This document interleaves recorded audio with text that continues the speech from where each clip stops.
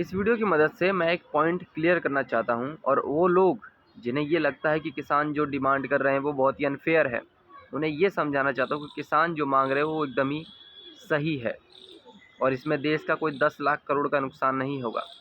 जब किसान अनाज का डिमांड बढ़ता है मार्केट में, जब रशिया यूक्रेन वॉर हुआ था उस समय अनाज का सप्लाई, अनाज की डिमांड इंटरनेशनल मार्केट में बढ़ी थी। उस समय किसानों ने अनाज बाहर बेचने लगे थे महंगे दामों पे।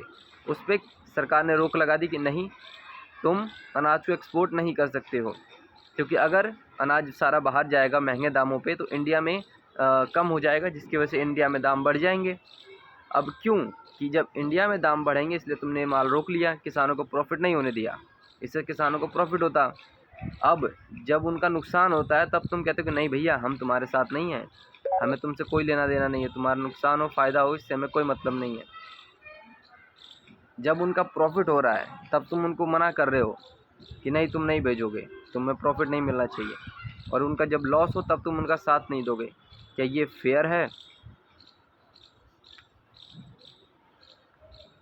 और जो लोग ये कहते हैं कि एमएसपी लाने से 10 लाख करोड़ का नुकसान होगा, ये फैक्ट आया कहाँ से? अगर देश में जितना अनाज पैदा हो रहा है सरकार वो सब खरीदती है एमएसपी के रेट पे, तब जाके सरकार को 10 लाख करोड़ रुपए देने पड़ेंगे। अब ऐसा तो नहीं है कि सारा अनाज सरकार ही खरीदेगी, नहीं ना, कुछ प्राइवेट कंपनियां भी खरीदेंगी, प्राइवेट लोग भी बेचेंगे, उनको वो इंडिविजुअली भी कंज्यूम करेंगे, और जो सरकार खरीदेगी अनाज उसको बेचेगी भी, उसको राशनों की तरह बांटेगी भी। इतना नुकसान नहीं होगा 10 लाख करोड़ का, ये सिर्फ 20,000 करोड़ तक का ही नुकसान होगा, ऐसा बताया जा रहा है।